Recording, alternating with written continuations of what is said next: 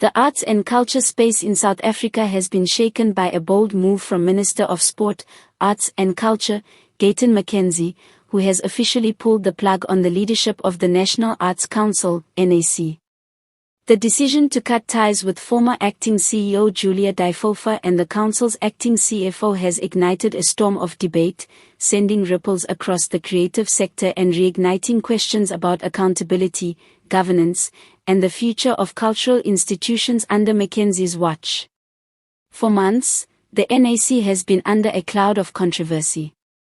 Mismanagement of funds, questionable allocation of grants, and repeated internal battles have made headlines and earned the council the ire of artists across the country.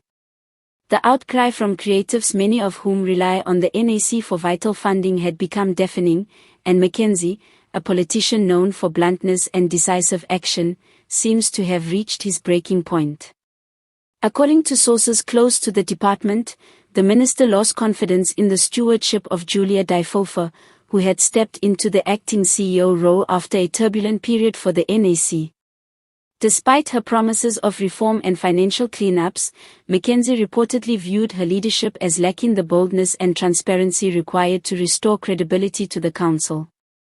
The acting CFO, also implicated in the culture of inefficiency and poor accountability, was swept out alongside her in what insiders are calling a necessary purge. McKenzie, who has made no secret of his mission to overhaul the arts and culture landscape, is said to have been deeply frustrated by ongoing complaints from artists.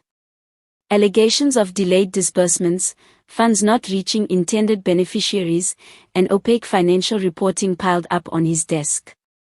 In a country where the creative industry already faces underfunding and institutional neglect, the NAC's failures became symbolic of a broader betrayal.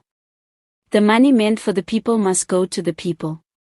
No excuses, McKenzie thundered in a recent address, words that, in hindsight, hinted at the drastic shake-up to come.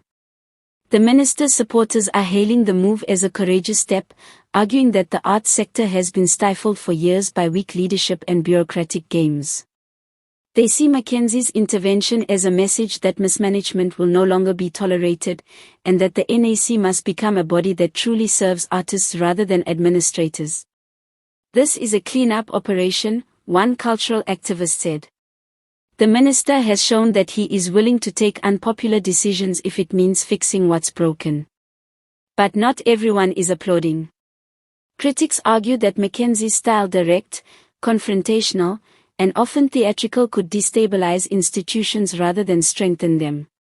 Some believe that Diphofa and the acting CFO were made scapegoats for deeper structural problems within the NAC, which has faced governance issues long before their tenures. Others warn that abrupt dismissals without a clear succession plan could paralyze the council at a time when stability is most needed. The arts community itself is divided. While many artists welcome the firings as overdue justice, others worry about what comes next. Who will replace the ousted officials? Will the council finally operate with transparency and efficiency? Or will it sink further into uncertainty, with political battles overshadowing its core mission of supporting the creative economy? McKenzie, however, appears undeterred by the backlash.